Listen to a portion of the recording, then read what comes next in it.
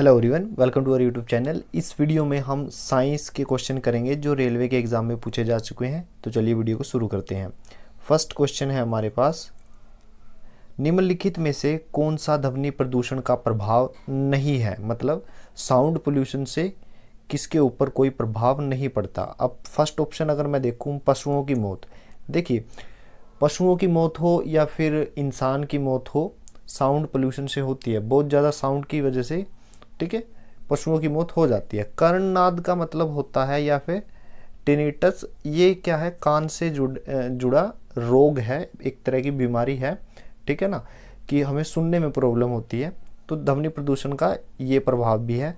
High जो उच्च रक्तचाप है, हाई ब्लड प्रेशर, ठीक है ना, प्रेशर, वो भी ध्वनि प्रदूषण का ही एक कारण है। लेकिन उसने पूछा है कौन सा कारण नहीं है, तो बचा कौन सा?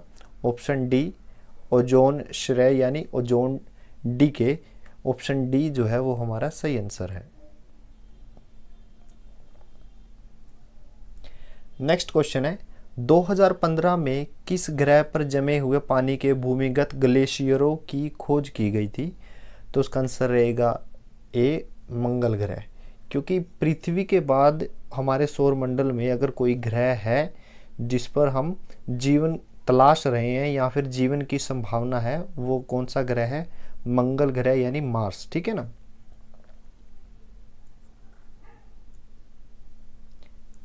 नेक्स्ट क्वेश्चन है, सन 1902 में विद्युत एयर कंडीशनिंग का आविष्कार और पहली बार बड़े पैमाने पर इसका प्रयोग किसके द्वारा किया गया था? तो इसका आंसर रहेगा ए, विलिस कैरियर, ठीक है, उन्होंने ही इसका आविष्कार किया था।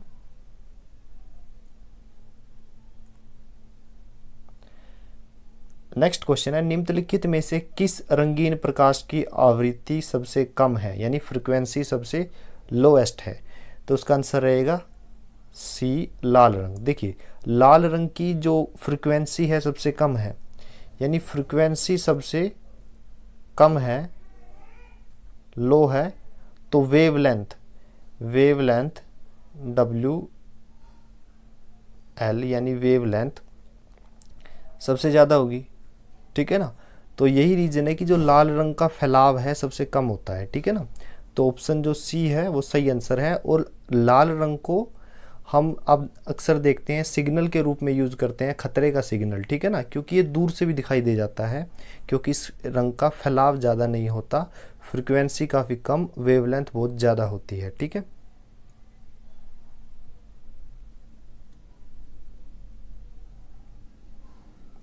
नेक्स्ट क्वेश्चन है,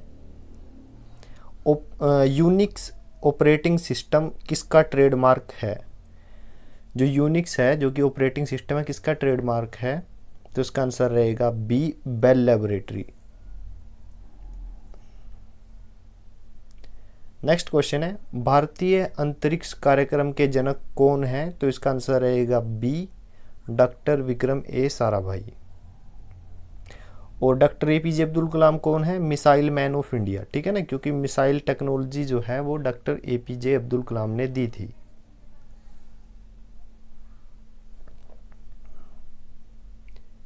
नेक्स्ट क्वेश्चन है, 7वां क्वेश्चन, 20 मिलियन डॉलर खर्च करके ऑर्बिट में 8 दिन गुजारने वाला पहला अंतरिक्ष यात्री निम्नलिखित में से कौन था? तो इसका आंसर रहेगा सी, डेनिस टिटो।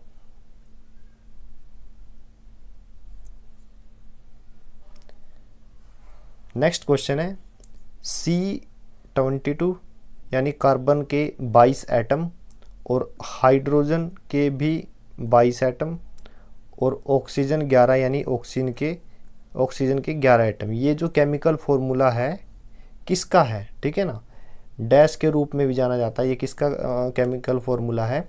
तो इसका आंसर रहेगा बी, चीनी यानी शुगर।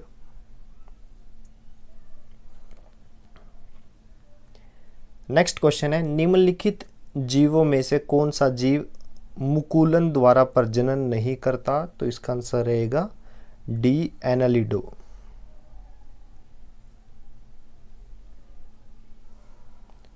नेक्स्ट क्वेश्चन है, वह एकमात्र अधातु कौन सी है जो कमरे के तापमान पर द्रव में बदल जाती है? देखिए, उसने अधातु पूछा है। अगर अधातु है तो इसका आंसर रहेगा ब्रोमीन, ठीक है।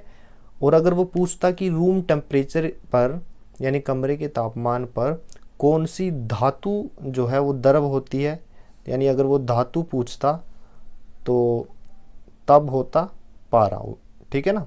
धातु पूछे तो पारा और अधातु पूछे तो ब्रोमीन।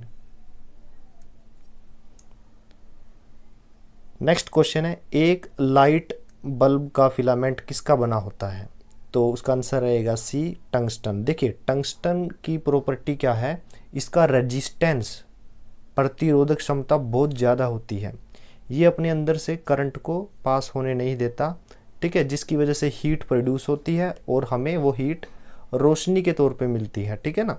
तो बल्ब के अंदर इसका यूज करते हैं। नेक्स्ट क्वेश्चन है, निम्नलिखित में से कौन सा असत्य है?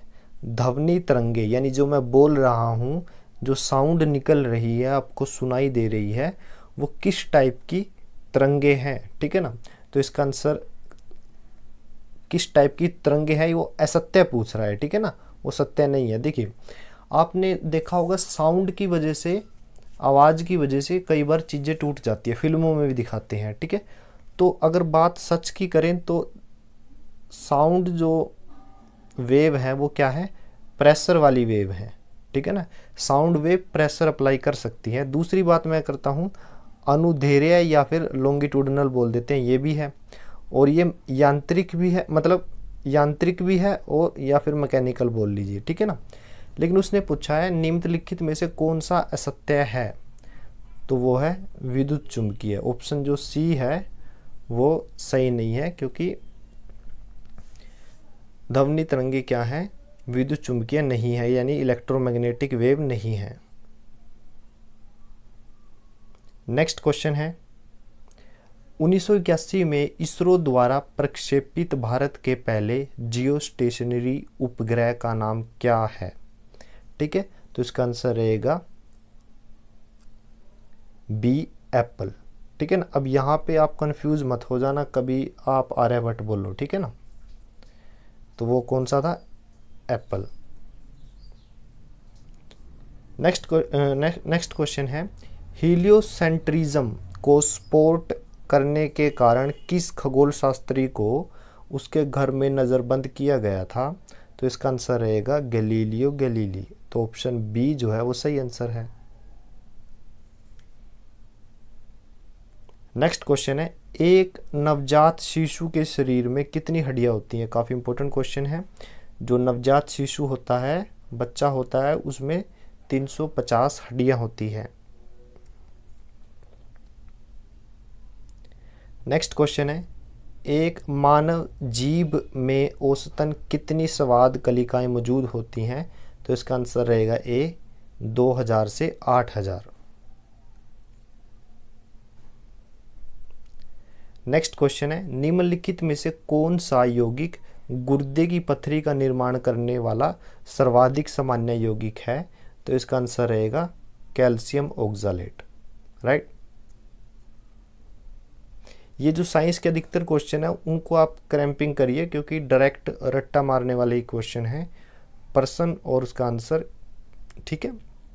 नेक्स्ट क्वेश्चन है, होमोसेपियंस के रूप में वर्गीकृत किए जाने वाले प्रारंभिक होमोनोइड्स डैश हैं? तो उसको क्या बोलेंगे, क्रोमैग्निन। तो ऑप्शन जो बी है वो सही आंसर है। नेक्स्ट क्वेश्चन है, खगोलीय दूरी को व्यक्त करने के लिए अनौपचारिक रूप से प्रयोग की जाने वाली लंबाई की इकाई क्या है? यूनिट क्या है लेंथ की, जो खगोलीय दूरी, ठीक है ना, एस्ट्रोनॉमिकल डिस्टेंस जो है वो, यानी एक ग्रह से दूसरे ग्रह या फिर दूसरे सौरमंडल में जो ग्रह है उनके बीच की दूरी को कैसे हम मेज़र करते हैं? तो उसका आंसर रहेगा सी, लाइट ईयर, ठीक है। नेक्स्ट क्वेश्चन है, अमीनो एसिड के 4 प्रमुख तत्व कौन से हैं? तो इसका आंसर रहेगा डी, कार्बन है, हाइड्रोजन है, ऑक्सीजन और नाइट्रोजन। तो ऑप्शन जो डी है वो सही आंसर है। नेक्स्ट क्वेश्चन है कंप्यूटर में स्टोरेज से संबंधित रैम का पूर्ण रूप क्या है? What is the full form of RAM? जो हम मोबाइल में भी यूज़ करते हैं, मोबाइल में भी देखते हैं रैम, और कंप्यूटर में भी। तो इसका आंसर है रैंडम एक्सेस मेमोरी। तो ऑप्शन जो ए है वो सही आंसर है। नेक्स्ट क्वेश्चन है भारतीय रेलवे ने 2015 में सीएनजी पर चलने वाली पहली ट्रेन की शुरुआत की। सीएनजी का पूर्ण रूप क्या है? तो इसका आंसर रहेगा कंप्रेस्ड नेचुरल गैस। तो ऑप्शन जो बी है वो सही आंसर है। नेक्स्ट क्वेश्चन है कंप्यूटर विज्ञान में सीपीयू का पूरा नाम क्या है? What is the full form of CPU? Central processing unit. तो इसका जो ऑप्शन बी है वो सही आंसर है। नेक्स्ट क्वेश्चन है भारत के पहले उपग्रह का नाम क्या था? तो भारत का अगर पहला उपग्रह पूछा है तो उसका आंसर रहेगा ए, आर्यभट्ट। नेक्स्ट क्वेश्चन है कंप्यूटर में कौन सी पॉइंटिंग डिवाइस अपनी सहायक सतह के सापेक्ष द्विआयामी गति का पता लगाकर कार्य करती है? मतलब 2 डायमेंशनल सरफेस को डिटेक्ट करती है, ठीक है ना। तो सिंपल है, उसका आंसर रहेगा सी, माउस, ठीक है ना। तो ऑप्शन जो सी है वो सही आंसर है। Thank you.